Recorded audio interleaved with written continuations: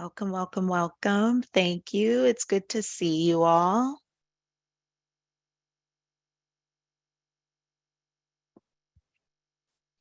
As folks are coming in, just want to let you know that closed captioning is available across several different languages. Here is a guide on how you can turn on those captions. So you would click the Show Captions feature to turn that on. You would tap or click that button at the bottom on the Zoom toolbar, followed by selecting your translation language. And there are a series of languages that you can select from based on your translation needs today. And then the captions will automatically populate at the bottom of the screen.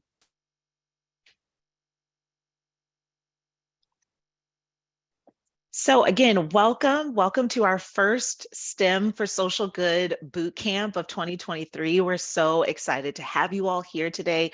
We've got a packed agenda for you, so thank you so much for participating. We've got some amazing speakers lined up, both women and STEAM professionals, as well as Girl Up youth leaders. So we're really excited to hear from all of them today.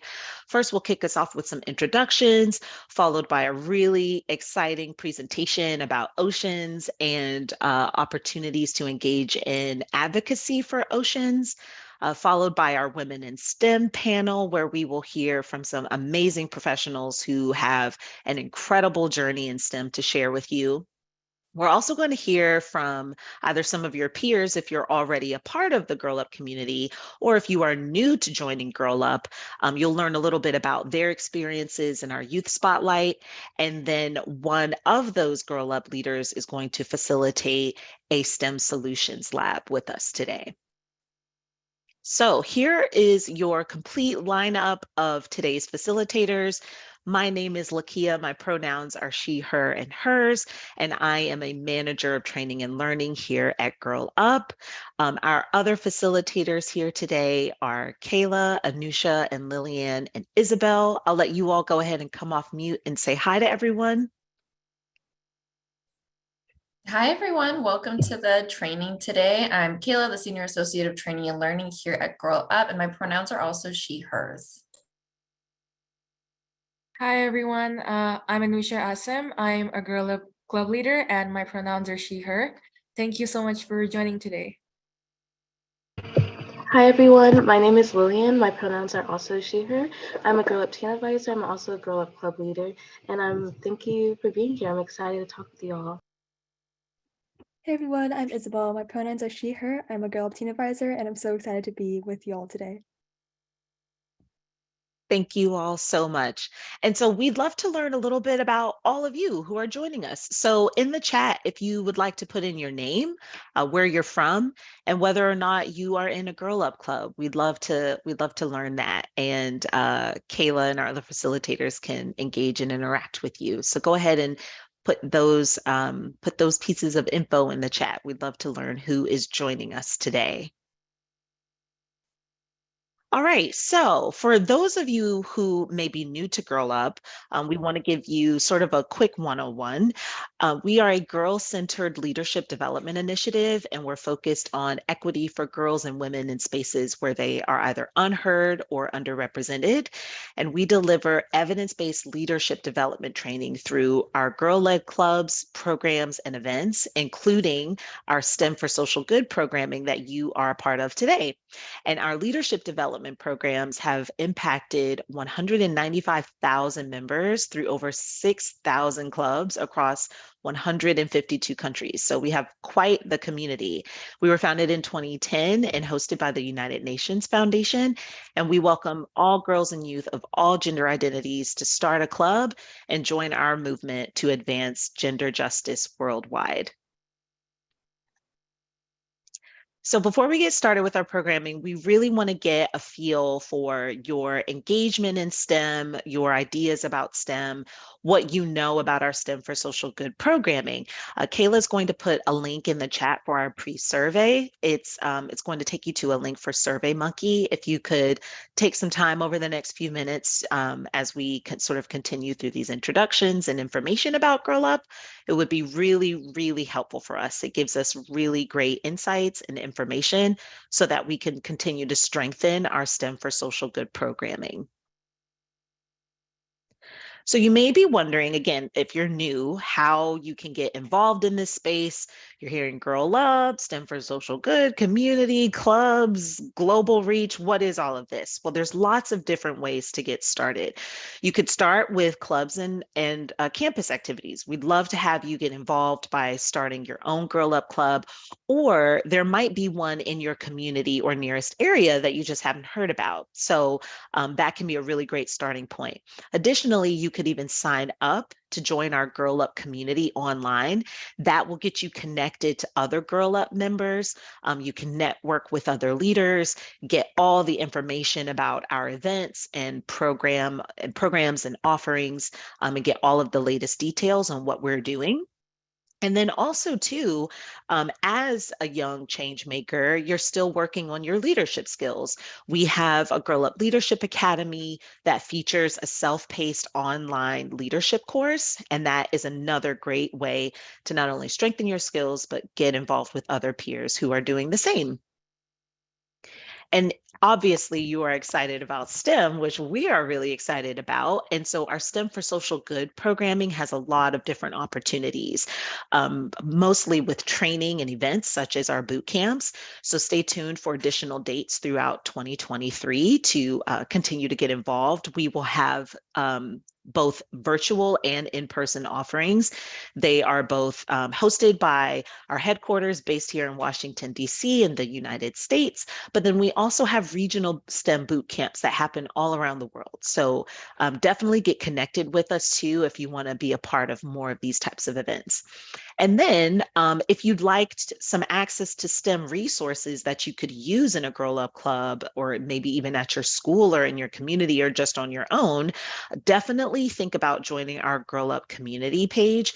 That platform is where you can access our STEM for Social Good activity toolkit, and you can learn even more about engaging in STEM activities that you can implement, again, by yourself, within a club, or with peers in your community. So we are definitely committed to ensuring that our programming and our events are safe spaces for all of our participants.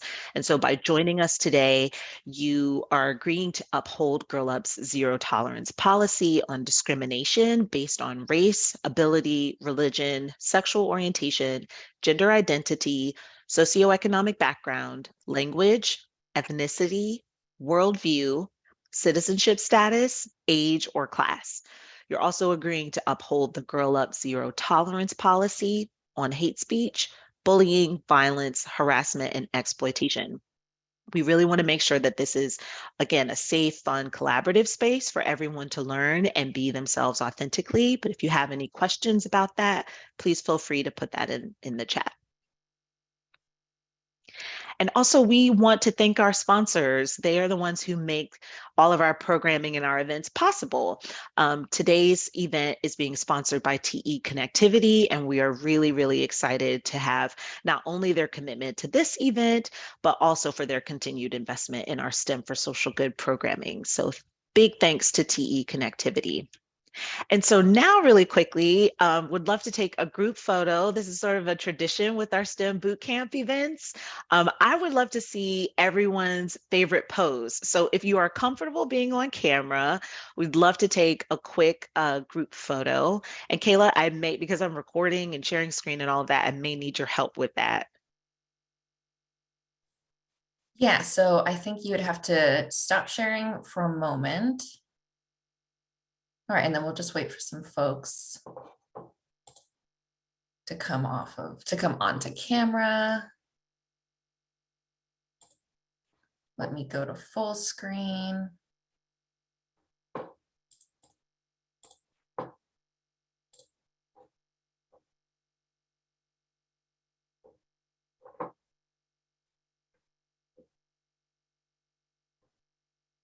Sorry, my computer's being very slow. One moment.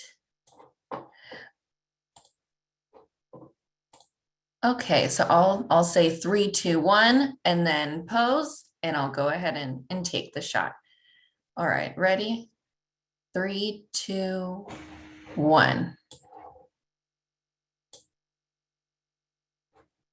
Okay, got it.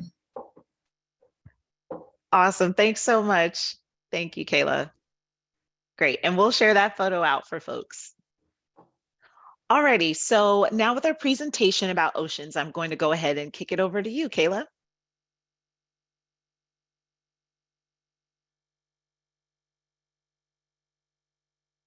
Thank you. Sorry, I was just saving our photo. All right. Thank you so much, Lakia, and welcome everyone for today's STEM Bootcamp. We're going to be talking about our common ground, the ocean. So the ocean is one of the most important and yet least understood ecosystems on Earth. It covers over 70% of our planet's surface, and it plays a critical role in regulating our climate, providing food, and supporting countless species of plants and animals. Sylvia Earle, a renowned oceanographer, once said, "With every drop of water you drink, every breath you take, you're connected to the sea, no matter where on Earth you live." So let's explore this important topic together. So the Earth is sometimes referred to as the blue planet, and for good reason. As I mentioned, over 70% of it is covered by the oceans, and about 50% of the air we breathe comes from the sea. So oceans have numerous purposes. They regulate climate, weather patterns, temperature. They also absorb heat and release water vapor into the atmosphere, which is essential for the water cycle. Plus, oceans are home to a vast array of marine species, many of which remain undiscovered. Scientists estimate that over 90% of the ocean species have yet to be discovered. So by learning more about the ocean, we can better understand this complex and interconnected system that supports life on our planet. So the ocean is facing numerous challenges, from climate change to overfishing to pollution. But the good news is that people all around the world are working to address these challenges and protect our oceans for future generations. The United Nations has established various initiatives, programs, agreements to promote oceanic conservation and sustainability. For example, the UN 2030 Agenda for Sustainable Development aims to conserve and sustainably use the ocean, seas, and marine resources for sustainable development. Now, you may have already marked your calendars for Earth Day coming up on April 22nd, but the UN General Assembly has also designated June 8th as World Oceans Day. So make sure to put that one on your calendars too. The United Nations has identified 3 Sustainable Development Goals, or SDGs, that are directly related to oceans. There's SDG 14, which aims to conserve and sustainably use the ocean, seas, and marine resources for sustainable development. There's SDG 13, which addresses climate change, and SDG 2, which aims to end hunger and promote sustainable agriculture. By working toward these goals, we can ensure that the ocean remains a vital resource for future generations. However, we know that there are more than 3 SDGs. There are actually 17. So if you want to take a look at all of these 17 Sustainable Development Goals, can you all think of any others that could be related to the ocean? Take a minute to look at these and then put your thoughts into the chat. All right, so we've got SDG 6, that's clean water and sanitation, absolutely. SDG 11, that is sustainable cities and communities. Oh, we've got 14, life below water. 5, gender equality, absolutely. 12, responsible consumption and production. 9, so yes, obviously the ocean is connected to everyone and also all of these SDGs as well. So continue putting your thoughts into the chat. And then Lakia, do you want to move forward? So one of the major issues affecting our oceans today is ocean acidification. It occurs when carbon dioxide from the atmosphere dissolves in seawater, making it more acidic. Ocean acidification has increased by 30% since the Industrial Revolution, and it affects ecosystems by making it harder for organisms to survive and also thrive. It causes harm to coral reefs, which provide habitat, protect coastlines, and ocean acidification also hurts industries such as tourism, fisheries. By reducing our carbon emissions and working towards a more sustainable future, we can help to mitigate the impacts of ocean acidification. So let's take a look at one organization doing this important work. So we have one case study here, the Ocean Foundation. They are a nonprofit organization dedicated to reversing the trend of destruction of ocean environments around the world. The Ocean Foundation works with a wide range of partners to create positive change for ocean conservation, with a particular focus on issues such as ocean acidification, climate change, marine pollution, and overfishing.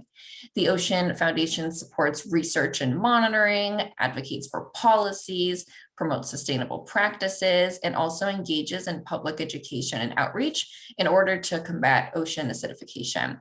Additionally, the Ocean Foundation works with the United Nations in several ways, including supporting the SDGs, participating in the United Nations Ocean Conference, partnering with the Blue Carbon Initiative, and also participating in the Sustainable Ocean Business Action Platform. Now, we've talked a bit about ocean acidification, so let's explore another major threat that organizations like the Ocean Foundation are working to disrupt. Overfishing is another major threat to ocean health and biodiversity. In fact, overfishing has caused some fish populations to decline by as much as 90%. Sustainable fishing practices can help combat this problem. Selective fishing gear, reducing bycatch, which is when other marine species than the intended are caught while fishing, and implementing fishing quotas are all effective ways to promote sustainable fishing practices. Sustainable fishing also benefits coastal communities by providing food and income and also protecting ocean resources. By supporting sustainable fishing practices, we can help to ensure that the fish populations remain healthy and abundant for generations to come. An important concept of ocean sustainability is the implementation of marine protected areas, or MPAs, which are areas of the ocean protected from human activities such as fishing or oil drilling. They protect endangered species and support fisheries, restore degraded ecosystems. MPAs are essential to preserve marine biodiversity and promote these sustainable fishing practices. By protecting vulnerable areas of the ocean, we can ensure, once again, that the ocean remains healthy and vibrant for generations to come. So just some stats related to MPAs. About 8% or less of the world's ocean are currently protected by MPAs. So that's a fairly low stat. And then about 30% is the UN's 2030 goal for protecting oceans through MPAs. So the ocean has the potential to provide a sustainable source of food and support local economies. Ocean farming, which includes seaweed cultivation and shellfish farming, can provide a sustainable food source and support local economies. It also reduces the impact of agriculture on land-based ecosystems, such as deforestation, water pollution. There is a potential for ocean farming to be a climate solution, as seaweed can absorb carbon dioxide and also reduce acidification. So by supporting sustainable ocean farming practices, it's another way to help ensure a more sustainable future for our planet. Eugenie Clark, aka the Shark Lady, was a renowned ichthyologist or shark researcher, and said it would be nice if we didn't have to drill in the oil in the Gulf. We have this shallow continental shelf on the west coast of Florida, and it would be a real disaster if we had a major oil spill there. It would be wonderful if we could find some other source of energy. So on that note, renewable energy sources can help to reduce greenhouse gas emissions and reduce climate change. Offshore wind and tidal power use the wind and waves to generate electricity and have the potential to provide up to 18 times global electricity demand. The world's first commercial tidal power plant opened in 1966 in France. Harnessing the ocean's power can create new jobs, support local economies, while also contributing to a sustainable future for our planet. Remember, the oceans connect us all, and we all have a role to play in conserving and sustaining it for future generations. So, now that we've had this overview of ocean sustainability, we're going to look at the work of some women who are actually working in this incredible field. Thank you for joining us, and I'll pass it back to Lakia. Thank you so much, Kayla. It was so great to get those really important facts and insights, and also see where we are in the advocacy space for our oceans to protect them. And I'm definitely going to mark my calendar for June 8th. I hope you all will as well. And so now I would like to pass it over to two of our Girl Up teen advisors, Lillian and Isabel, who are going to facilitate our Women in STEM panel. Awesome. So now we're going to move on to the next part about today's boot camp. So first, we're going to introduce some women who have and continue to make waves in this field. So women have played a vital role in oceanic research and conservation. The first woman is Sylvia Earle. Sylvia Earle is an American oceanographer, marine biologist, and explorer. She was the first woman to serve as chief scientist of the National Oceanic and Atmospheric Administration and has logged over 7,000 hours underwater. Earle's passion for ocean conservation has inspired countless others to follow in her footsteps, and she continues to be a leading source for preserving our planet's most precious resource. Another role model is Eugene Clark. Eugene Clark, also known as the Shark Lady, was a renowned marine biologist who dedicated her life to studying and protecting sharks. She conducted extensive research on shark behavior, physiology, and toxicology of marine organisms. Clark was a mentor to many young scientists and a passionate advocate for ocean conservation and inspired a generation of marine biologists. Thank you, Isabel. So now we're going to move on to discuss the global gender gap in STEM. So female students and employees are underrepresented in STEM-related fields. And on average, around 30% of the world's researchers are women. And less than a third of female students choose to study higher education courses in subjects like math and engineering. So as you can see, women working in STEM fields publish less and often receive less pay.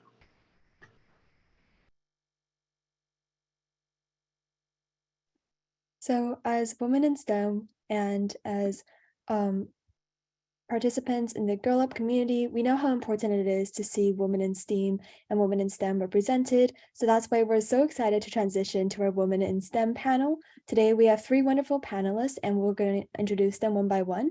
So we have Laura, Lily, and Anna Mika. Okay, we're going to start off with Laura Banky. So Laura is the Vice President of Conservation Programs at the National Aquarium, and she leads efforts to combat climate change, save wildlife and habitats, and also stop plastic pollution. She holds undergraduate degrees in chemistry and biochemistry from the University of Dallas and a master's of marine science from the Virginia Institute of Marine Science, College of William and Mary. Laura has been with the National Aquarium for over 20 years and is active in local, regional, and national conservation partnerships, including the Aquarium Conservation Partnership, National Wildlife Federation, Maryland Climate Change Commission, and Choose Clean Water Coalition.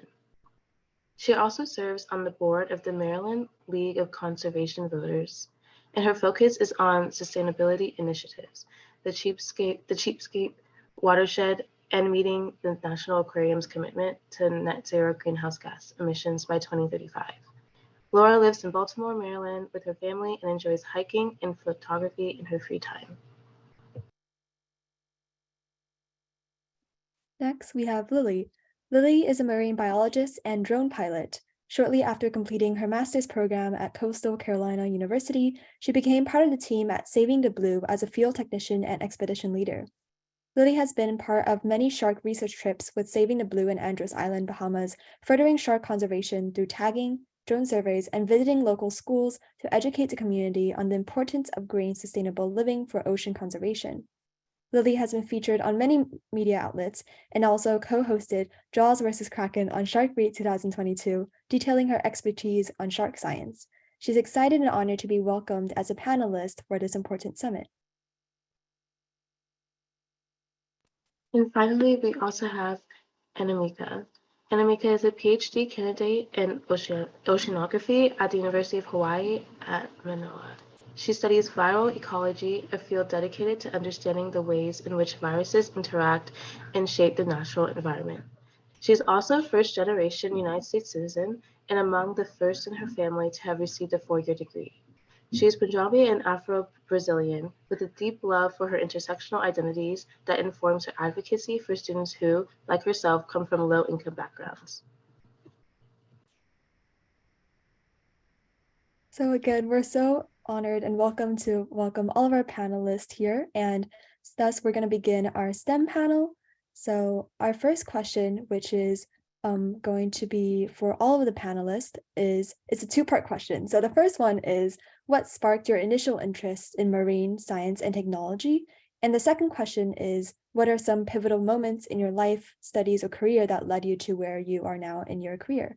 So I'm going to start first by asking Anamika this question. Aloha, my kako. My name is Anamika Beatty da Silva.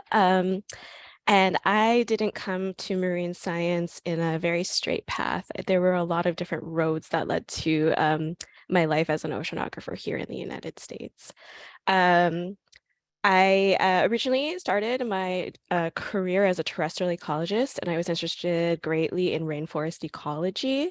And so in undergraduate, I spent a semester in the Brazilian Amazon studying human impacts on the river and basin. I needed to do an independent study project, and I had like my heart set on studying some big, charismatic, fluffy animal that lives in the Amazon. And unfortunately, I didn't have the opportunity for that, but I was offered the opportunity to do research on cyanobacteria, which is a type of algae in an estuary off the coast of Brazil. And that sparked my interest in phytoplankton. After that, I went back to my undergraduate institution in the United States, New College of Florida, and started studying cyanobacteria there. And then afterwards, I decided to go back into megafauna. So I volunteered for the University of Minnesota Serengeti Lion Project, and then worked in Gabon in Central Africa for 6 months doing rainforest ecology, and realized it wasn't really for me. I didn't really enjoy the science behind it, and came back to the ocean. I think one thing that I've learned a lot living in Hawaii is this term Mauka to Makai. Mauka means mountain, Makai means the ocean. Everything is interconnected, as we're learning here today. And even though I started out as a terrestrial ecologist, I ended up being an oceanographer through that route. And it's very common for marine scientists to have similar backgrounds like that. Some pivotal moments was some time in my time in Brazil, my time in Africa, but also my mother, I'm the child of immigrants. I had very pushy parents that really wanted me to be a scientist. And so I just have a lot of really happy, loving memories of my mother tape recording National Geographic. Back then we had VHS. And so she would come home from a double shift working at the nursing home, and we would watch like elephants in the Serengeti for hours and hours. And of course, that's why I wanted to get into terrestrial ecology. But then realized once I did it that even though I had planned my life from the age of 11, that like you should be a little bit more flexible. So yeah, I hope that answers the question.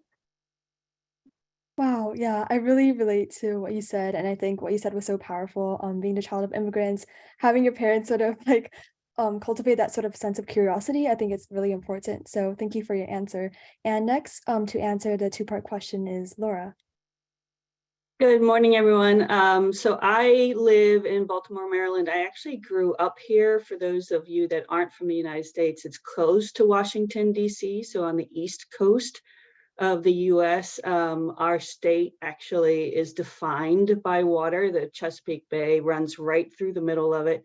And on the East Coast, we have the Atlantic Ocean. So have consistently been surrounded or next to some pretty significant water bodies since the time I was born. And it just, it really became a part of who I am. And it really became my happy place.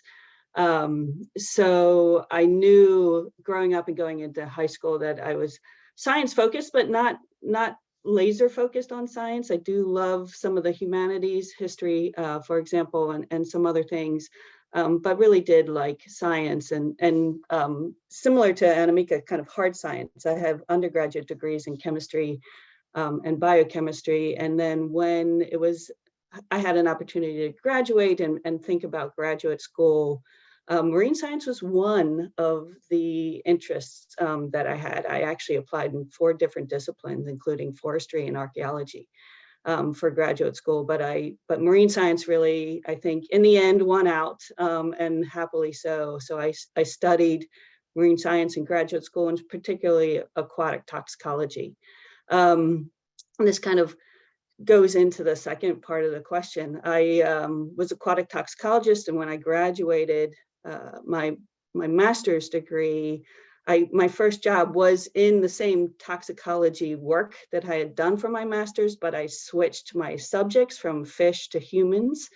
So I was working with the same enzymes that I worked with in grad school, but the ones that are affecting human health. So I worked at the medical school in Houston for the first 9 years of my career, and then had the opportunity to move back to Baltimore. So I knew at that time I was moving and I needed to kind of reinvent myself a little bit, and decided that, similar to Anamika, the water was calling. So tried to find a job here in Baltimore, focused on water, focused on marine science and STEM, and ended up at the National Aquarium. That was 21 years ago. So I've been at the National Aquarium for 21 years. Wow, I think your dedication to this field of study is so inspiring. And I'm sure that a lot of people look up to you too. And I really resonate with what you said also about the ocean being our home. So next, to answer the question would be Lily. Hi, everyone. Again, thank you so much for having me today. I'm really excited to just talk with everyone. So what sparked my initial interest in marine science? I mean, to be frank, I always joke about that I was born to become a marine biologist. I've never wanted to do anything else. Maybe the pressure of that marine biology isn't a typical career choice that I was thinking about pharmacy or business because they were just common fields. But I always went with my passion, and I just always loved sharks. Sharks have growing up, I was always watching Shark Week, and that was just something that was always calling me, kind of like how Laura and Anamika said, the ocean was always calling. One of the most pivotal moments in my life to start my career was actually working at the National Aquarium. So Laura, we might have crossed paths once upon a time. I worked there for 3 years, I believe. And through that, I was an exhibit guide where I was just teaching everyone and anything about what was there at the National Aquarium, and just having that opportunity really made me passionate about science communication on marine science, oceanic sustainability, and then again, sharks. So working in Shark Alley at the National Aquarium really sparked that passion, which is where it got me to today. So just following that path down throughout my undergrad and graduate led me to work with Saving the Blue, which is a shark research organization based out of Fort Lauderdale. I'm in Washington, D.C., but we do most of our research in Andros Island, the Bahamas, or we do it in Jupiter, Florida, or the Florida Keys. So, just continually following my passions and just listening to my heart really got me to where I am today and got me into this successful position. So I hope that answers all the questions. Yes, it did. That's wonderful. And I think your answer actually ties really well with the next question, which is, what advice would you all give to your younger self at the start of a career or academic journey? And for this question, we're going to start with Laura's answer. I'm going to go back to something I said earlier, but the one piece of advice I'd share right now is don't feel like you need to have it all figured out, especially have it all figured out today. I know young people now are really driven, and even if you're sitting here today on this workshop, that means you have an interest, you're passionate, and I see that as the saving grace for this planet, actually. But please don't be driven to the point where you're only laser focused on one thing. Lily brought it up. She was an exhibit guide in an aquarium, and that kind of sparked her interest in research.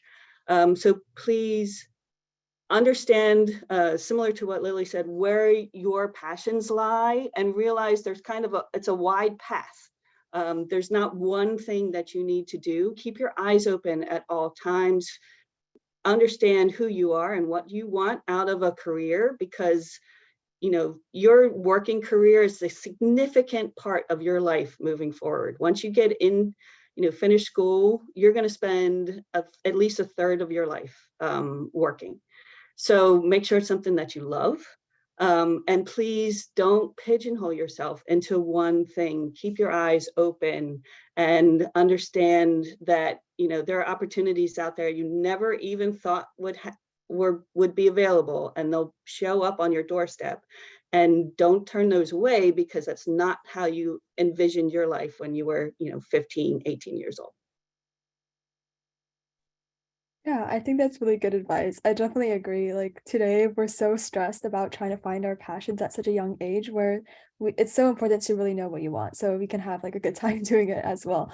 So the next person to answer this question would be Lily. So I'll definitely piggyback off of what Laura said. I can't emphasize that enough. Like never just, have like, don't just pick one thing and feel like you have to do any and everything in that field. So for example, sharks, right? Like don't try and get a job right out of college or like an internship right out of high school with sharks, because most of the time you have to go on like a really wide path to narrow in on what you'd like. An example for me is I didn't start working with sharks until after I graduated with my master's, even though I was doing research on them during my master's. I didn't have the opportunity until after. So I was doing stuff with squid axons, with neurons at the National Institutes of Health. And then I went to Yale and I was working with jellyfish on bioluminescence. So it's like, take all the opportunities that you can that is somehow related to your field, because like Laura said, it might not be what you want that's presented to you at your footstep, right? Doorstep. But those experiences that I had taken got me to where I wanted to be today. And then the biggest piece of advice that I can give someone is that if your dreams truly do not scare you, then you're not dreaming hard enough for your future.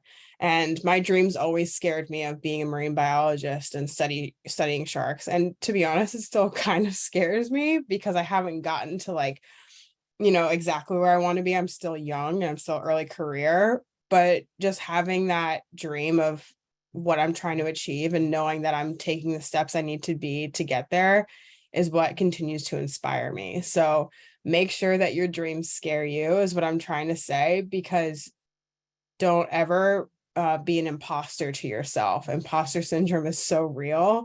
And those two pieces of advice are just so critical to anyone pursuing anything in this field of marine biology or marine science. Wow, I really like that phrase. Like, if your dreams don't scare you, you're not dreaming hard enough. And I think that's really powerful advice. So to answer the question, we have Anamika. Apologies in advance. I have a 5-month-old kitten. I've never seen him act so poorly in my entire life. He's being kind of a pain in the butt right now. And I apologize because I feel really unprofessional right now. Anyway, I think this was the easiest question for me to kind of formulate in my head, because the biggest piece of advice I would ever give myself is relax. I really resonate with what Laura and Lily said. At the age of 11, like I said, I knew exactly what was going to happen with my life. And the thing is, like, I did accomplish my dream. I was able to do research in the Central African rainforest and work with elephants and big cats and things like that. But it wasn't for me, and I wouldn't have known that unless I tried it. And I would have never in a million years thought I would get into pond scum. And I love pond scum.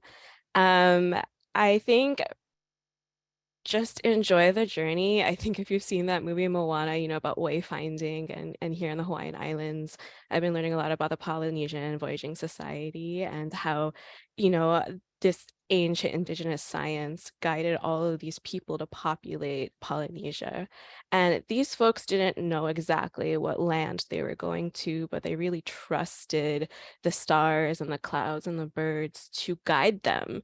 And I think living here has really made me think about just trusting the course. I don't know what the destination is going to look like, but I have the principles behind me. I know I'm smart. Say it to yourself every day in the mirror. You know you're smart. You're already here. You're here at Girl Up. You're doing the thing. You are intelligent. Don't let anybody else convince you otherwise. Don't let yourself convince yourself otherwise. You're doing great. So relax, find community. It looks like you're already finding community, but you know, those days where it's going to be hard, you look here, look for other organizations that uplift women. There are plenty. I was found for this panel through Black Women in Evolution, Ecology, and Marine Science. It's been a fantastic journey with Bleams. We just had our first conference in Miami in January. Oh my God, it was such a party to be with all these beautiful Black female scientists. Go find your community. And then my last piece of advice for my younger self is learn to code. I wish I had learned to code like a lot. Everybody's nodding, yeah. So I'm currently learning Python. I think that's a really good coding language, and there's plenty of free, yeah, there's plenty of free websites. I also know R. I'm pretty proficient at R, and it will make your life so much easier if you just do even a little bit of code each day. If you already know a second, third, fourth, fifth language, learning to code is actually kind of easy for you because you already learned a language, and coding is learning a language. So yeah, relax, find community, learn to code. Those are my pieces of advice. Oh, and get a kitten. Yeah, Thank you so Oh yeah, I was just gonna pass it. Yeah, I just wanted to thank everyone for the responses, and then I'm gonna pass it on to Lilian. Yes, thank you so much, Isabel, and thank you so much to all of our wonderful panelists and for sharing your stories. It's really great to see all the work that you guys have done in the STEM field, specifically concerning like marine biology and the oceans. That's really inspiring for me because I don't see a lot of that in my day-to-day life, just like a lot of like women in STEM just doing like amazing things. So thank you for that representation. And I just want to move on to our next question. So my next question for you all is, what is the most exciting project you have worked on in your field? And definitely feel free to send a picture of your STEAM work, and we can screen share as you discuss. So the first person I would like to answer this is Lily. All right, so I'll kickstart it. One of the most like exciting projects that I have been a part of was a brief project I did during my master's degree where I became a drone pilot, which is so weird to say because when you think of a pilot, you think of someone like actually flying an airplane. And for me to do that for my research, I had to get a drone license. So I always joke around sometimes say I'm a pilot, but I don't include the drone part. So that was something that was really cool. And what I wanted to, you know, observe and to study was observing sharks from a bird's eye view. That was really something that I wanted to learn and understand because if we were to be in a boat or if I were to be like in the water diving, you know, that's like human interaction, it's anthropogenic noise, it's man-made interaction that wouldn't cause the shark to act naturally. So I was like, let me look from a bird's eye view. How else can I observe something in its most natural form? And so being able to come out of my master's with a drone license and say I'm a drone pilot and be able to observe these really crazy and interesting characteristics of sharks was so exciting. And then that's what, you know, got me jump started with saving the blue in some ways. So whenever we're out doing research, sometimes I'll do some drone surveys to look for sawfish, which is not a shark, but it's a ray, and it has a really big nose looking thing, or a rostrum that has a bunch of teeth on it. So it looks really scary, but they're so critically endangered. So the fact that I'm able to be part of that project and look again from a bird's eye view to look for something so rare, I like to call it a unicorn because it's like really so rare to find. Like being able to have that skill and have that game-changing advantage is really special to me and something I really like to emphasize. So if any of you ever have the opportunity to have such a unique skill like that, I highly recommend, and especially within the field of marine conservation, drones are becoming a really big thing now. So that would just be something I'm really proud of and something I'm really excited to be part of within the drone and like ocean conservation field. Wow, thank you so much, Lily. That is so, so cool. I would also like Namika to answer next. I'm like really in love with these panelists. I just want to talk to Laura and Lily too. That's so fascinating, especially because we do so much like ROV work here in Hawaii, and I wonder what like the intersection of drone work and okay, never mind. Okay, so so I'm a viral ecologist here. This is a kind of a recent development in my science career. So I mean, when I was a little girl, I wanted to be the person that cured HIV, and so. It just kind of happened that oceanography did give me the opportunity to study viruses. So what happened was I came in to UH as a master's student to study phytoplankton community ecology. And that's just to look at what types of species of phytoplankton make up different communities and why, what are the underlying mechanisms. And so originally I came in as a master's just doing kind of competition experiments with different strains of algae that have been isolated from Kaneohe Bay. This is the bay behind me. You can see this little island. This is the Hawaii Institute of Marine Biology. It's also where Gilligan's Island was filmed.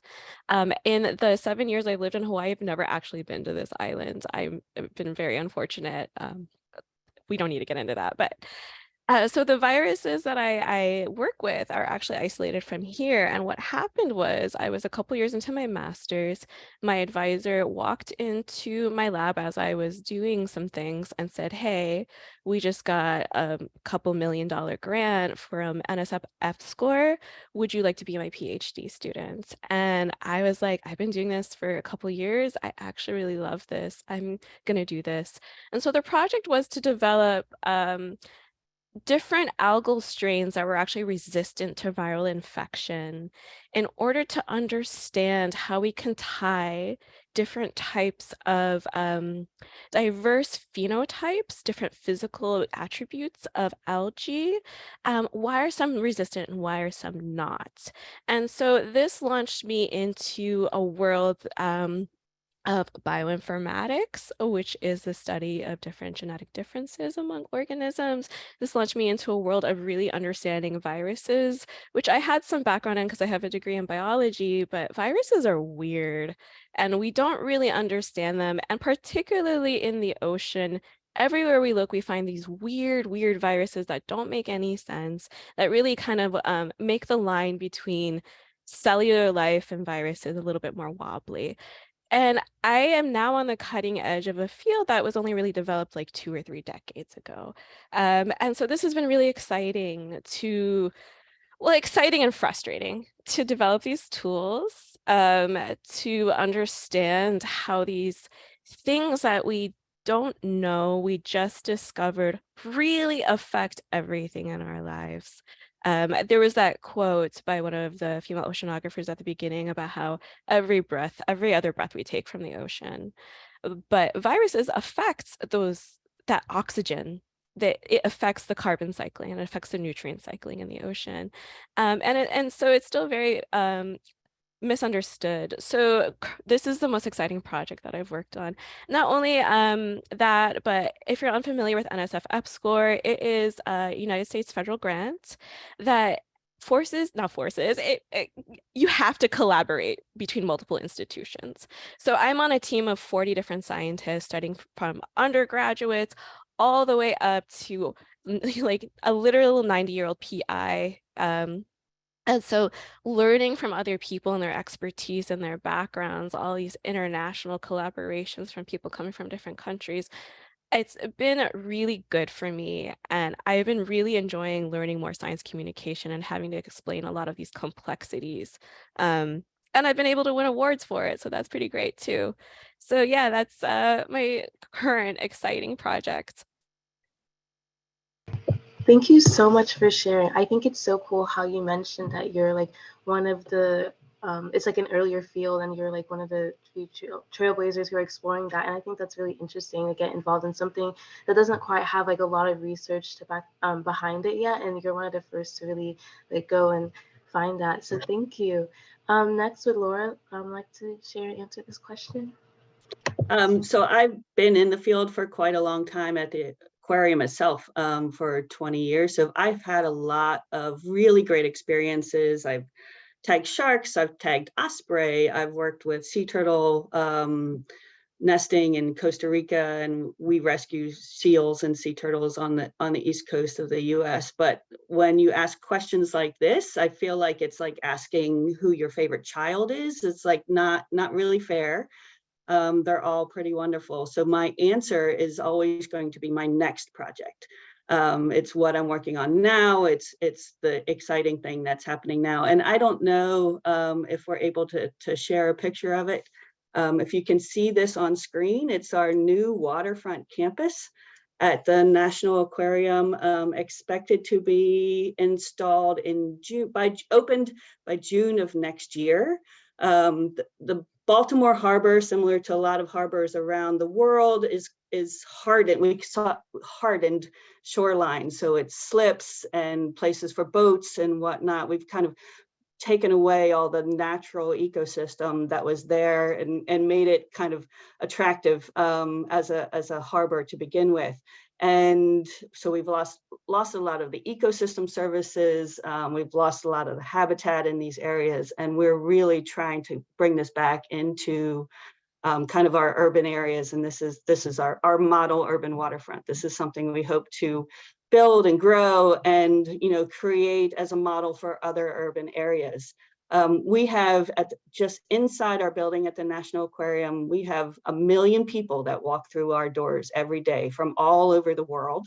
And our mission statement is to inspire conservation of the world's aquatic treasures. So we use things like this. Not only is it providing ecosystem services, it's providing habitat, but it's providing a platform for education and engagement. So this is really exciting for us.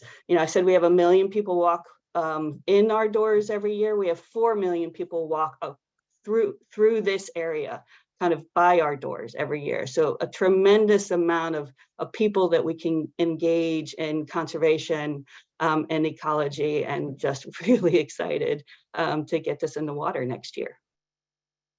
Please come by and check it out. Thank you so much. Yes, I was just about to say, I definitely have to check that out one day. It's so beautiful.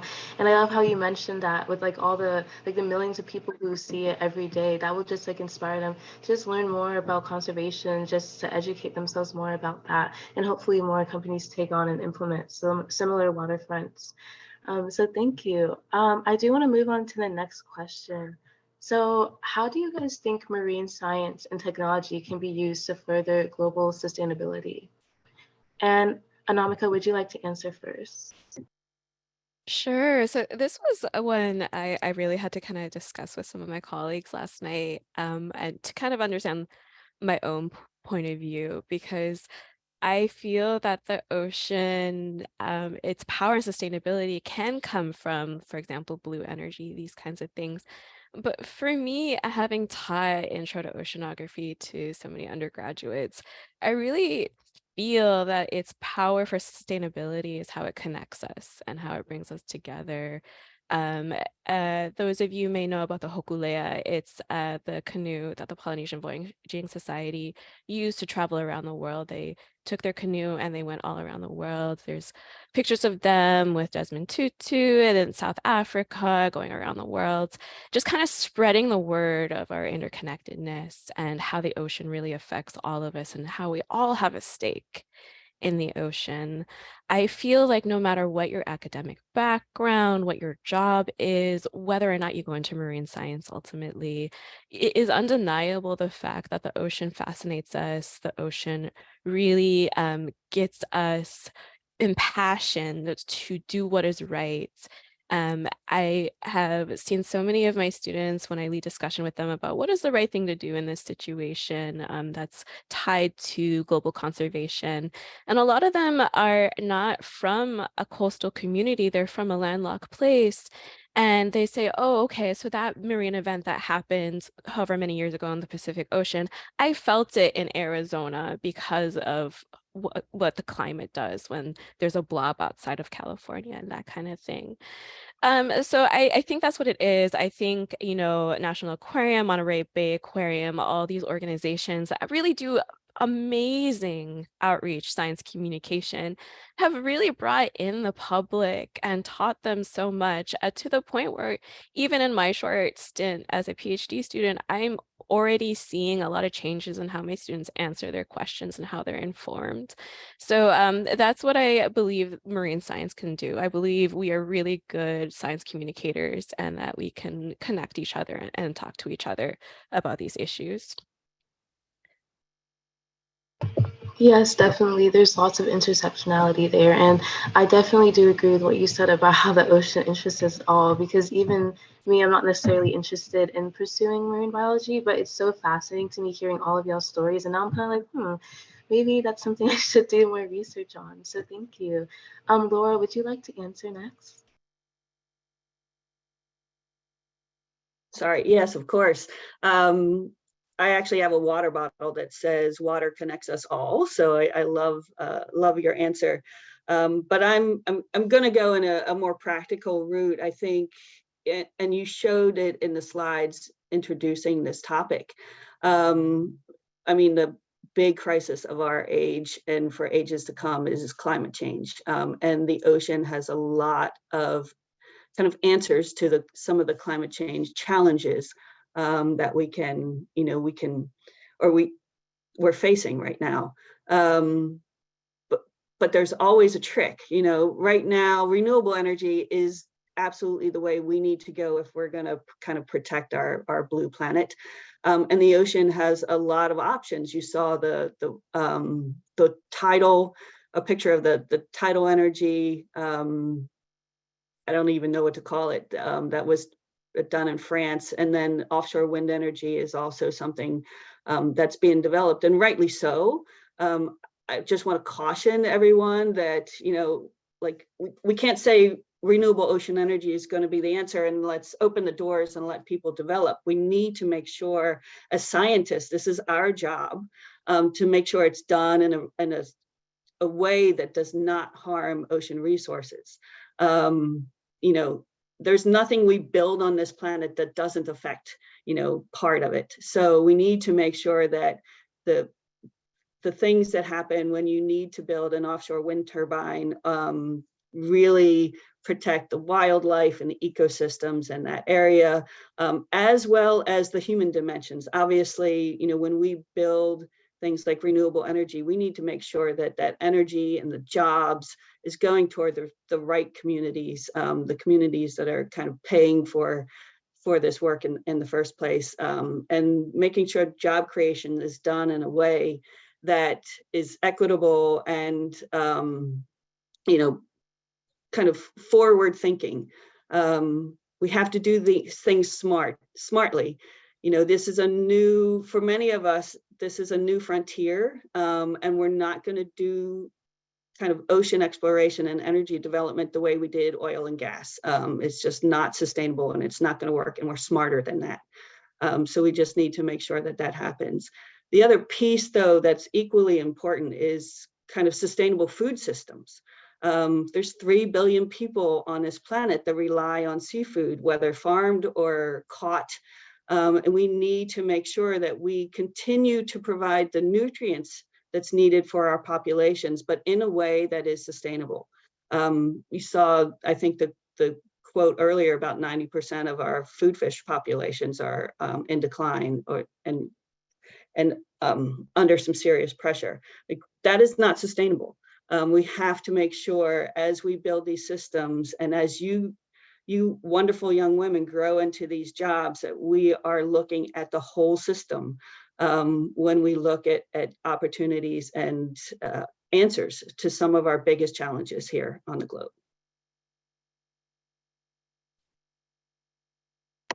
Yes, thank you so much for sharing. Isabel said in the chat that considering sustainability in designing systems and technologies is so important. And I just want to like emphasize that as well. It truly is important. And thank you so much for sharing. Next, Lily, would you like to hop on and share any other thoughts that you have for this question? Yeah, I mean, Anamika and Laura pretty much covered like those really important topics that I would say. But just segueing off of what Laura said about, us being really cautious about what we do for like keeping our planet blue is really understanding it from the smallest microscopic organism. So kind of like what Anamika does with understanding viruses and or phytoplankton, and seeing how like changes on climate change may affect them is going to domino effect into us. So one project that I'm working on in outside of shark science is that I work on ocean acidification initiatives internationally. So recently, with my organization, we went to Fiji and we trained 19 scientists from 9 different countries and territories within the South Pacific. So we went to Suva, Fiji, and we trained all these scientists to help with this equipment that we're awarding them on how to understand and research OA and their countries or communities, because like Laura said, there are some places that heavily rely on the ocean for seafood and for their economy and for their day-to-day life. So if we are able to open that door and segue to them to help them research climate change in their local communities, so then we can understand it in a bigger global picture, it's going to help us, starting from the smallest thing, to communicate upwards to us, and how the ocean acidification and or how ocean acidification in Tokelau, for example, may be affecting that community, and what they're experiencing now is what we could potentially experience in the future, right? So it just doing that small, like minute details that we may not think of or other people may not think of, understanding that to a very specialist like realm or role is going to help us further to see what we can use for sustainability moving forward. So, again, going off of what Laura and Anamika said, it's understanding just like the smallest things first, making sure we're not rushing it, right? And then being able to communicate that effectively to non-technical and technical communities, right? We need to get the word out to everyone, not just scientists alone. Because, for example, lawmakers, right? If I were to be like, yeah, let's go study ocean acidification and use the ISAMI, blah, blah, they're going to no idea what that means, right? So we need to be able to communicate that effectively in a way where it empowers not just us scientists and researchers, but also policymakers and your local neighborhood and your, I don't know, family or whatever, to make that much of a difference. So it's just starting with those smaller things and communicating it effectively is going to make a huge impact moving forward.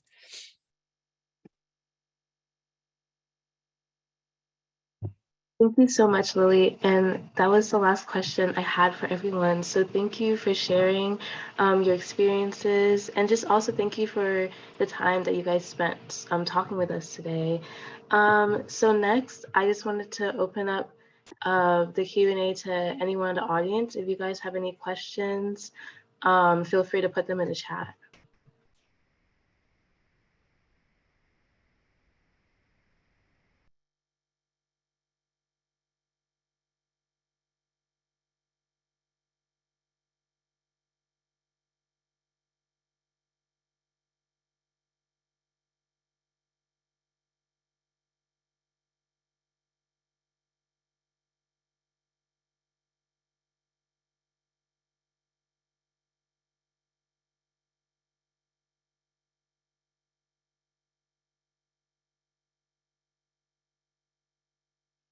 I have a question. In your roles across your entire STEM or STEAM careers, what have you learned or discovered to be true? What have you found to be true about you in this role or just your work in general?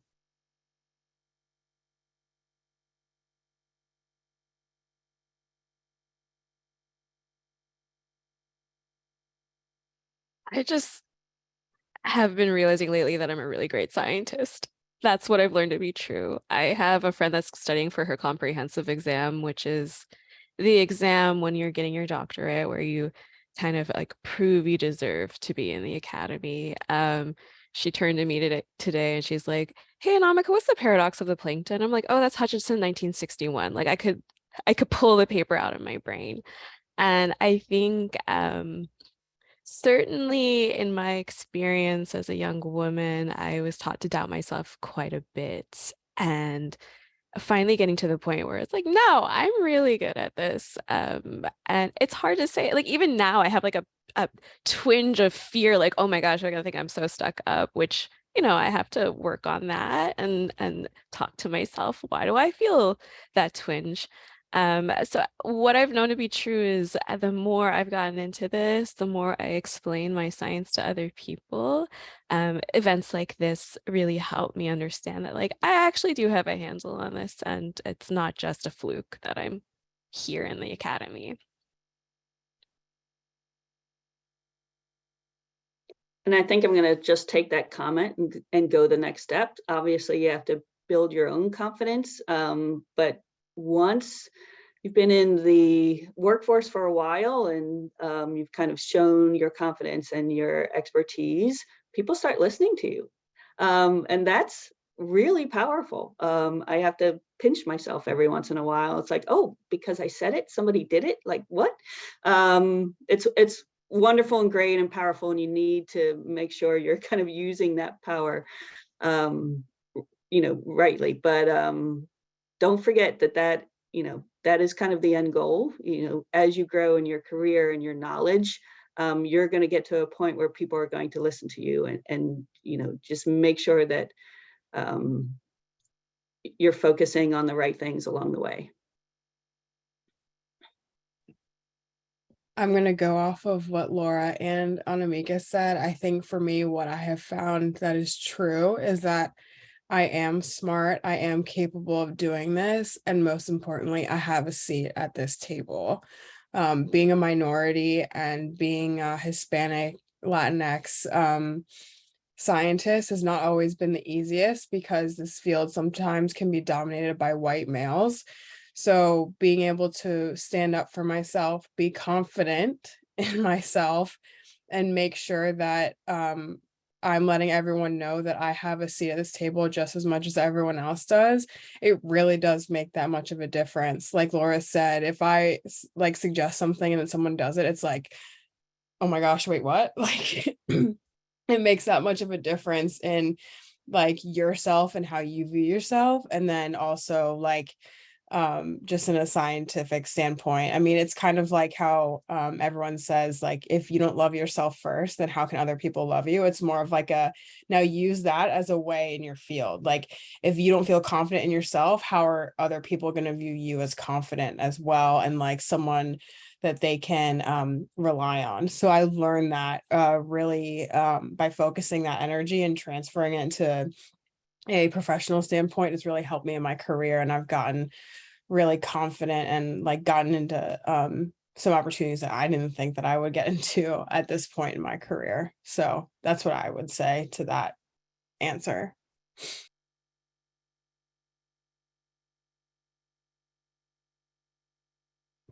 Thank you all for those really important responses. I think just starting out or even older, that we can all stand to hear those reminders. Thank you, Lillian, for letting me cut in with my question. I know that there's some other questions in the chat.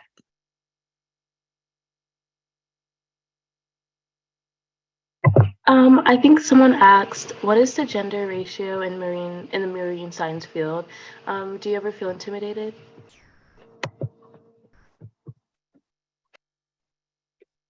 I'm going to start and just say, earlier this week, I actually went back to my alma mater, the Virginia Institute of Marine Science, to do a similar panel. And in their incoming classes, women outnumber men 2 to 1. There was one class recently where there are only 2 men out of 20.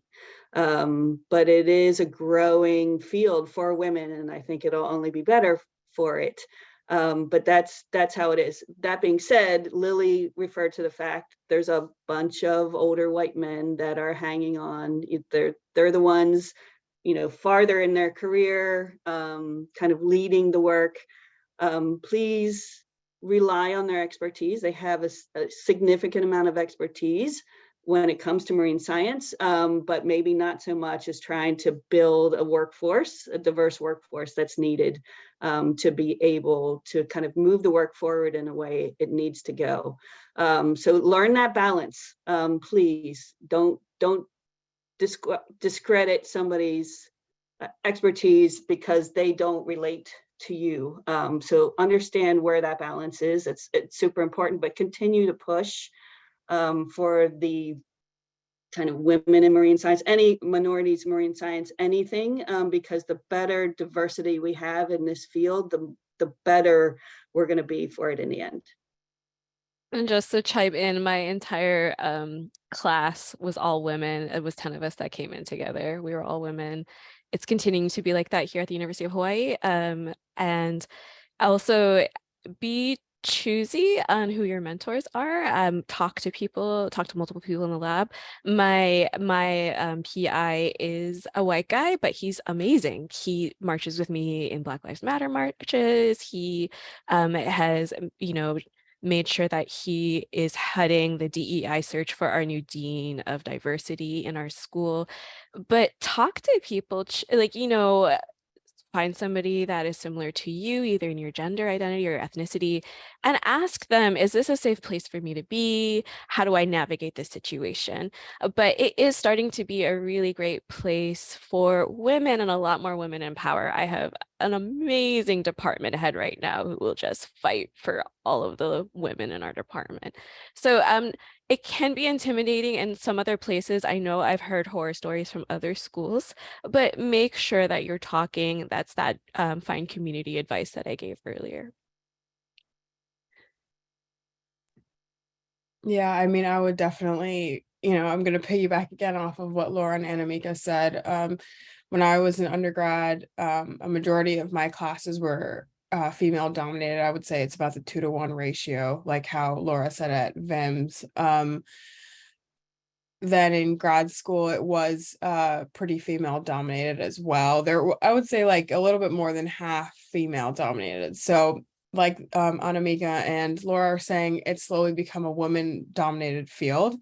And also, going off of what Anamika said as well, talk to people to make sure that your presence and that your intelligence will be valued in that space, whether it be with a person or a PI. Or PI is principal investigator. For those who don't know, it's the head of a lab that you could potentially do research in, and any group. So find your community, right? My community that I have found so much happiness and joy in is Minorities in Shark Sciences, also known as MISS. That is an organization led by 4 amazing Black women, and they have just done so many life-changing things for the field for people like me. So find your people, make sure that you are communicating with people that you may not know of to make sure that you will be valued.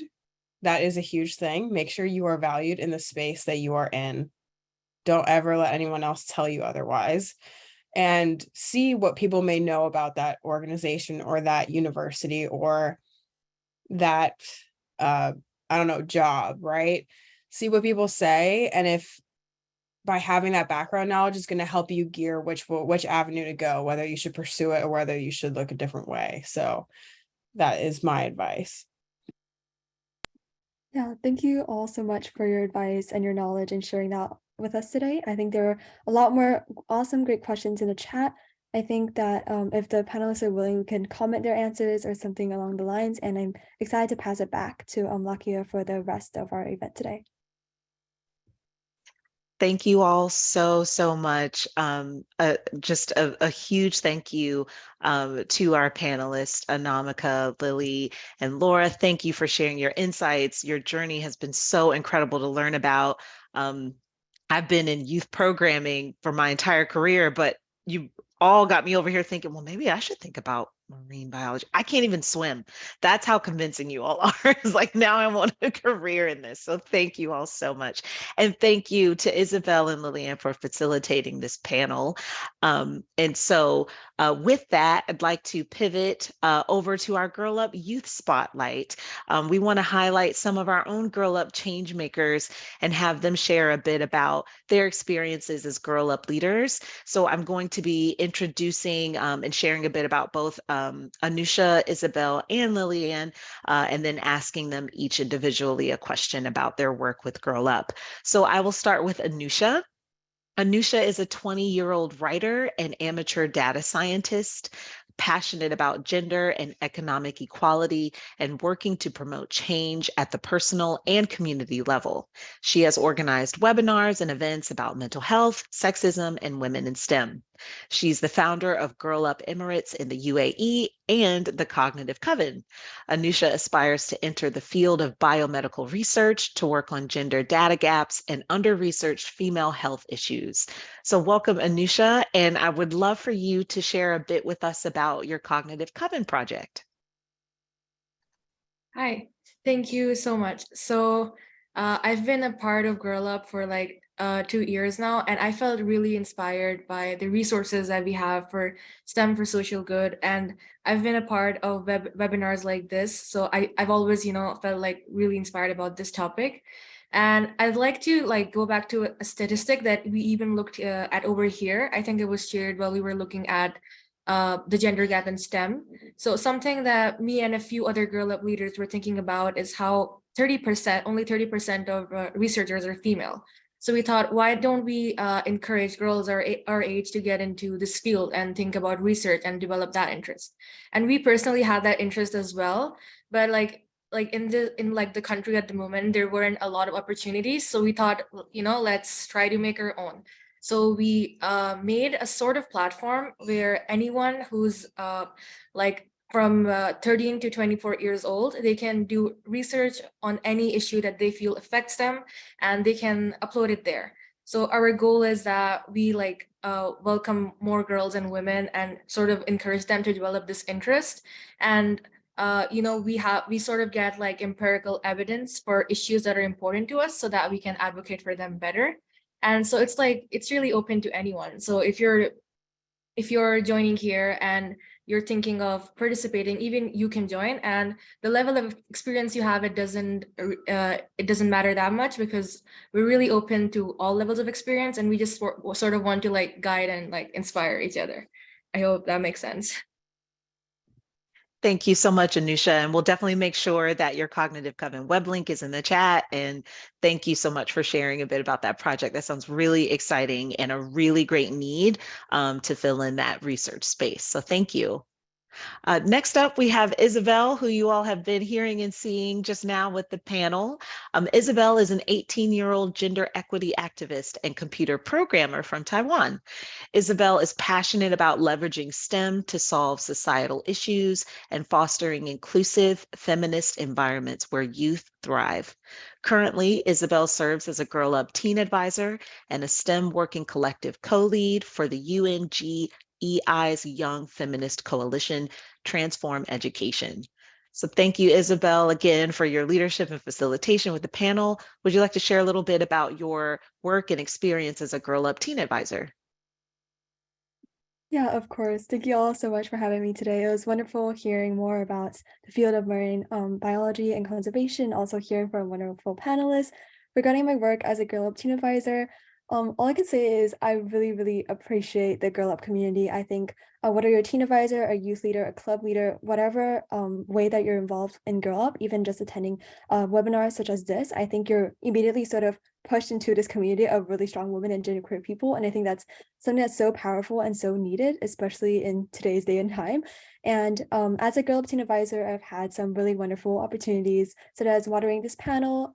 I was also a couple of months back when we had the STEM Innovation Lab, which I encourage you all to attend next year. I think we have them yearly. And that is when Girl Up will invite all of the youth activists from Girl Up who are all Girl Up youth leaders, and they've all won our STEM grant or STEM scholarship that we do, and they'll talk a little bit about the projects or inventions that they made. So it was really amazing to hear from them. I got to learn about people sort of building like websites and ways for women in India to showcase their handicrafts, or there's also a youth leader who was talking about how she made oils, like these oils for the hair from essential oils, and how she wanted to promote inclusivity in hair products. And that was also really wonderful, and just so many wonderful ideas that sort of come out of the Girl Up community. So that's one thing that I really appreciate. Also, just like quick shout out to like all my other teen advisors and people that I've known from Girl Up. They're just so many people that you can have conversations with and be like today, like again with Lakia, I was like, marine like conservation, that sounds like a good career that I should maybe explore, since everything is like there's so much ahead of us. And yeah, I just really appreciate my time being a Girl Up teen advisor. Thank you so much, Isabel. And finally, for our youth spotlight, we have Liliane. Liliane Asokwa is a first-generation Ghanaian American. She is a youth leader in Girl Up, serving as a teen advisor and club leader, and also serves as the project manager of a youth-led nonprofit known as Empower by Hour, and the director of programs for She Shall Speak, a podcast focused on uplifting Black femmes' voices. Additionally, she has started many traditions surrounding girls' empowerment at her school, such as Women's History Month cards, an annual menstrual products drive, and an annual Galentine's Day celebration. Thank you so much again, Liliane, for your facilitation of the panel, and would love to hear a bit about your experiences as a Girl Up teen advisor as well. Yeah, thank you so much. So I initially got into Girl Up just like during COVID, and I was literally just reading I Am Malala, and I was learning just more about a lot of the disparities that women face, not just in the United States, but specifically globally. And then I just got really invested into like the feminist movement and learning more about that, and that's how I found Girl Up. And through that, I initially got I got into like our coalition, our local coalition. But I always saw like the teen advisors, because that was like something I first saw on the website when I was like doing research about Grow Up, and I was like, wow, these girls are so cool. I was researching all of them, like looking through all their bios, and I was like, this is literally what I envision like myself, like a position I envision myself doing in the future. And so I started a Grow Up club, because at the time I was very interested in starting like a women's empowerment club or feminist club at my school, but I just wasn't sure how to go around that. And when I found Girl Up, I was like, hey, this is a great opportunity to start a Girl Up club. And so that's just how I got more into Girl Up. And then I applied for teen advisor position, and I got in, and that's literally one of the best things that's ever happened in my life. And just getting the opportunity to speak at platforms such as these, getting to meet amazing activists like Isabel and all my other like fellow teen advisors, and just meeting other people through Grow Up. Like for instance, She Shall Speak. That was started by a former teen advisor, and she reached out to me. She was like, hey, you should apply for this. And I went ahead and did that. And even Empower by Hour, that was also founded by a girl who's I think she's a Girl Up leader. I'm not necessarily sure what she does, but she's very involved in Girl Up. And so all of these things I've gotten more involved in have just started from Grow Up. So I'm so thankful for that. So yeah, I'm just thankful for all the people I've been able to meet and all the staff I've been able to work with. So thank you. Thank you so much, Liliane. And as you all can see, there are lots of different ways that you can get involved and as a young change maker. And it's really, really exciting to see that there are so many platforms within the Girl Up space for you to get connected and start projects, or even bring in your peers so that they can join in on projects. And the Girl Up community platform is another great way for you to get connected. So again, if you're new to the space, strongly encourage you to start with either seeing if there's a club in your community, and if not, start one and join our community platform and get connected. And so as you can see here, these are just a few ideas on how to respond to opportunities to lead as a young change maker. based on our event topic today with oceans and marine biology and sustainability, but there are definitely several others. And sometimes you may even have an idea, but maybe you don't know how to organize that idea into a project, or maybe you're thinking, okay, this is something I'd like to do, but how do I plan it out? Where do I get started? Well, we're going to move into our STEM Solutions Lab activity. And Anusha, who you just learned about, one of our Girl Up Club leaders, is here today to help you get started on just that project. And so she's going to be facilitating this activity today. So Anusha, I will pass it over to you. Hi, so I'm so excited to do this activity with you guys. So to start off with, we have a warm-up question to which you can share your answer in the chat. So for this, imagine that you are a domino and that your behaviors or actions can create a chain reaction that spreads to the people around you. Now, what behavior or actions would you want to spread to others to make positive change in your community? And you can share your answers in the chat.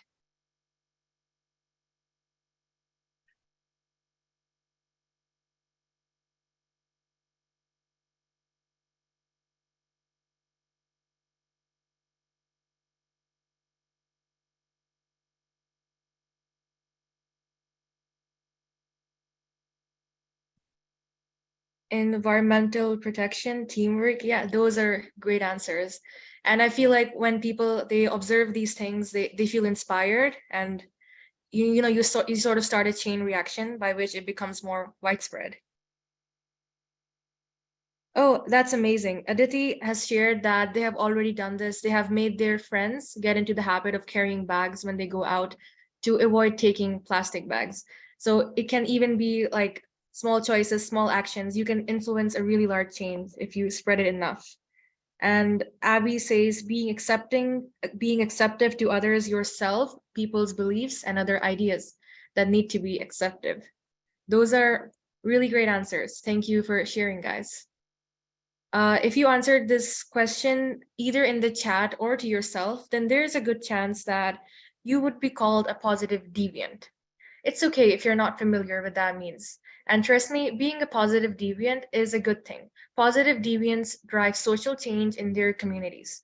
So we're going to watch a quick video so we can learn more about positive deviants.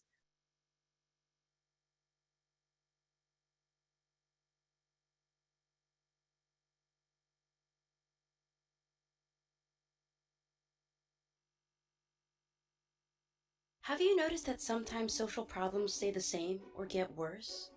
In response, people might say, "It doesn't matter what we do, it won't make a difference," or "That's just the way things are." Do you think you would try to make a difference if you could? If the answer is yes, it's possible you are a positive deviant. Girl Up's global movement is filled with positive deviants. These are change makers who take collective action to effect positive social change in their communities. The concept of positive deviance is founded on the premise that one person in a community, despite having the same or even fewer resources than their peers, uses innovative or uncommon strategies to find viable solutions to a problem. Their behaviors or actions may deviate or differ from the norm, but they deviate in a positive way. As a leader of change, you might realize that you are a positive deviant, the person who tries to find something new that works.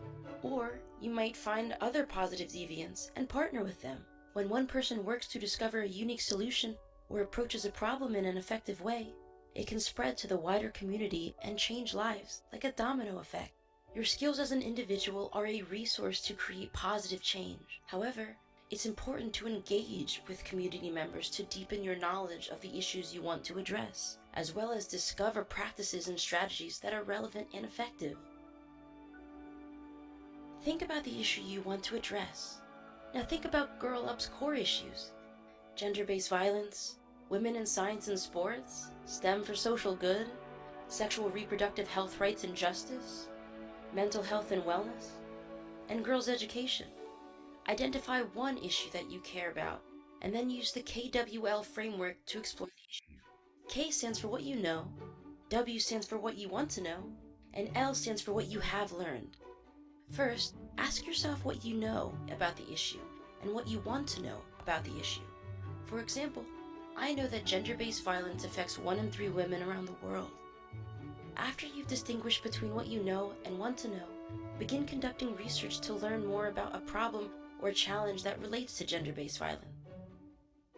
I would be curious to learn where gender-based violence is being reported and what is being done to address it. Whatever lingering questions you have, write them all in the W section. You can add specific materials related to Girl Up's core issues in the Girl Up community platform. Write all your findings down in the L section. Keep this KWL framework in mind whenever you are thinking about taking action to address an issue.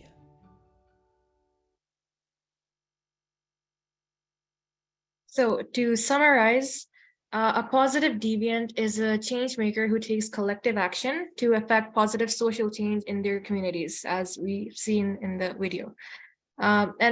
So now we can sort of get onto the KWL activity inspired by the video. So I want you all to get one sheet of paper and something to write with. And when you've gotten that, you can sort of send a thumbs up react so we can move forward then.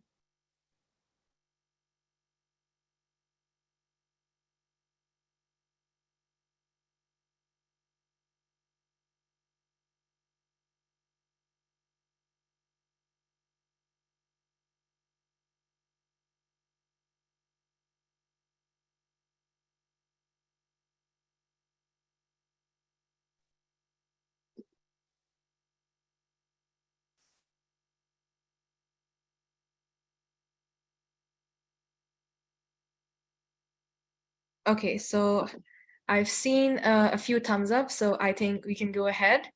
So now that we have our paper and something to write with, I want you to write K, then W, then L at the top, and draw a line between each of them. You can look at the slide as a demonstration for how to design your paper.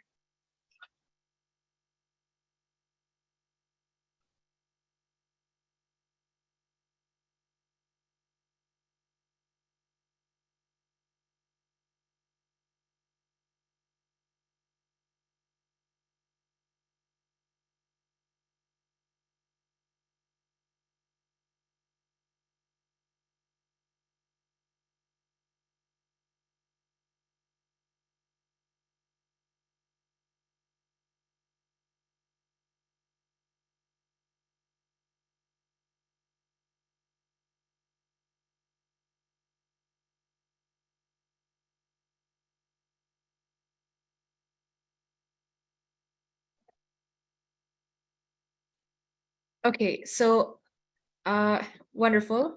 Now we can go to the K section, and over in the K section, you can write what do you know about social issues in STEM. We saw some examples of STEM related social issues earlier, like how there is a global gender gap in STEM and gender-based violence. So take a moment to write what do you know about a social issue related to STEM. And it can be any social issue that you personally have an interest in or are passionate about.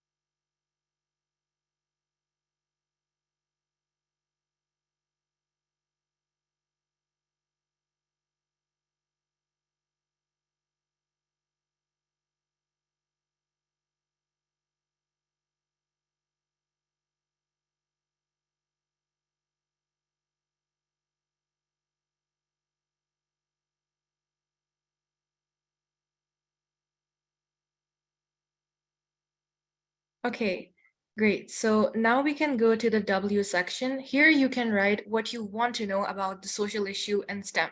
So you can write about a question that you feel like is unanswered or something you would like to know more about.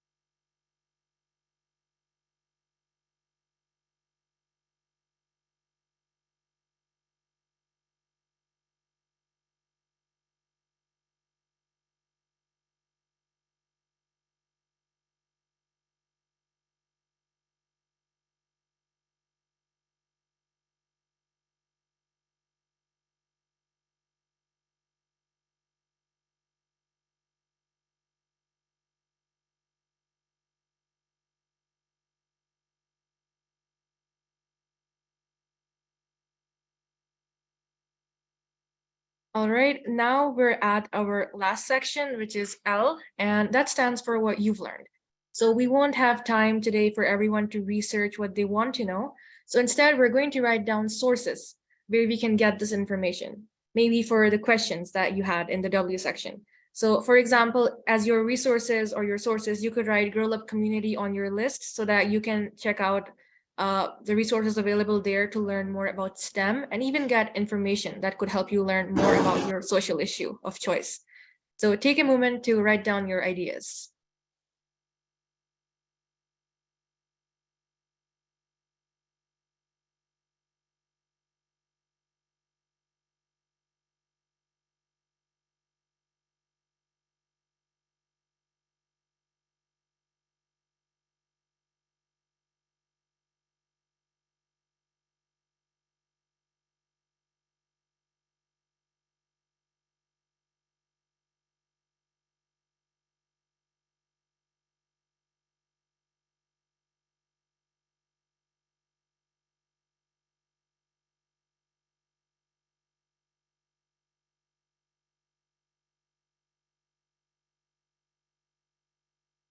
Would anyone like to share this list, their list?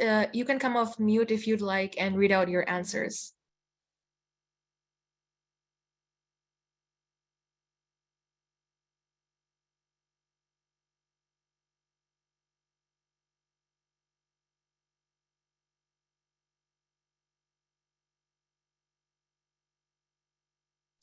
Sarah, you can go ahead if you'd like to share.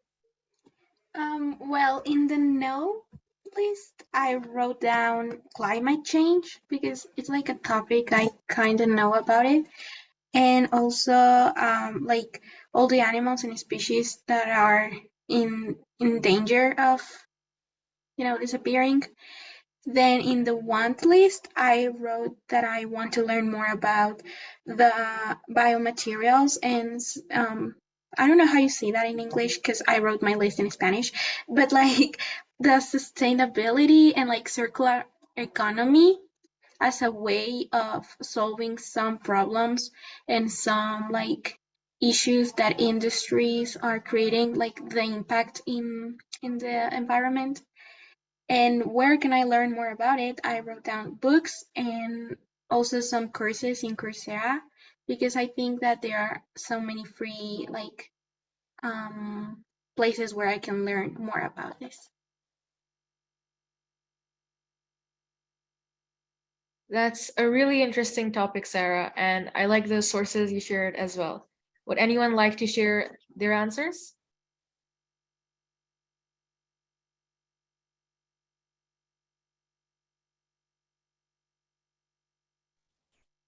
Hi, this is Angela. Can I share my topic? Sure, that would be great. So the topic I choose is ChatGPT. I know it's a very new topic for the society. Um, we are only, just exploring this.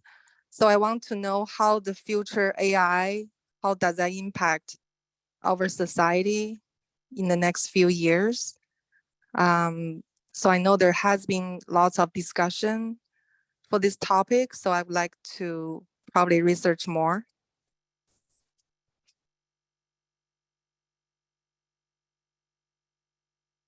I think that's a really fascinating topic, especially because, like you said, how new it is. So it would be really good to see how this can be used as a tool for social good.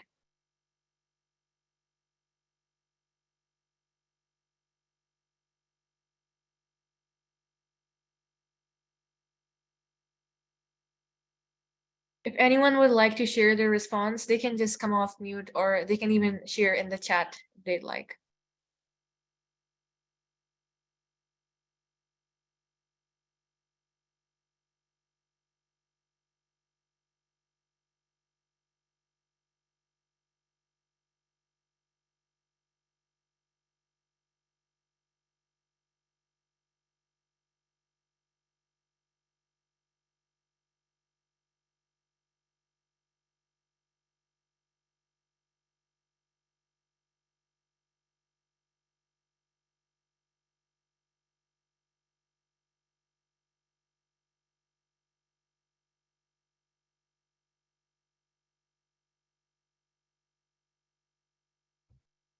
It looks like Aditi shared an issue about a lack of financial support to women for higher education. That's a really great project idea too, for sure. Thanks for sharing that, Aditi.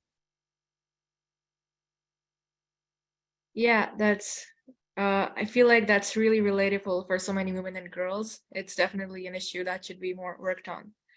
And I guess Aditi would like to know uh, how to make the scholarships that are available reach the people who need it. Yeah, I think that's a really great point, especially because I feel like a lot of scholarships are on the internet and there are so many communities which don't have that access. So that's a really great point.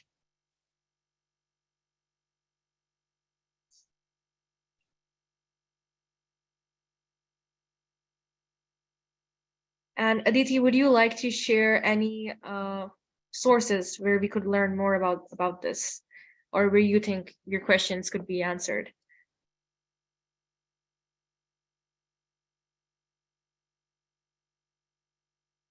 That's a really that's a really important issue as well, Gloria. Lack of support to young girls getting into sports. And Sarah says this topic can also relate to the AI idea, since a lot of scholarships are granted using AI programs to filter the application, and there could be some biases in the AI. Yeah, that's a really important point, especially because we found out recently that AI does have certain racial and gender biases. And yeah, you guys are making some really interesting points. Thank you so much for sharing.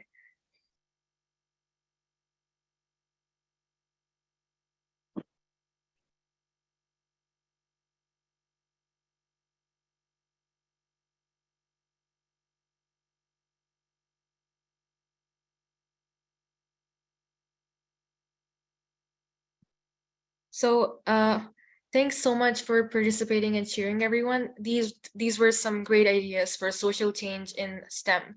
This KWL activity is a fantastic tool to help you think through your strategy for social change and deepen your knowledge in the issues that matter to you. So you could even use it as a guide. If you're starting a Girl Up Club, you can use it to sort of guide your activities. So thank you so much, everyone, for participating. Over to you, Lakia. Thank you so much, Anusha. Really appreciate you facilitating that activity.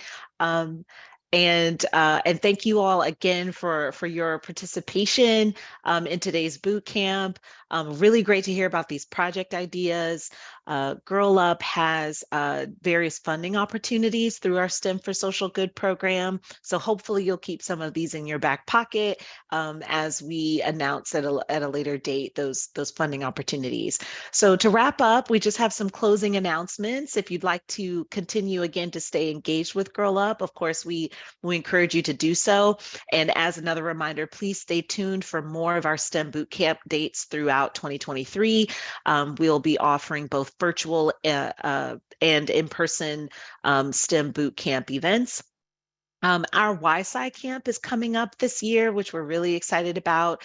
That Y-Sci Mexico camp will host 100 campers and 10 counselors across Mexico, Honduras, Guatemala, El Salvador, and the United States. So please check out our website for the application launch on Monday.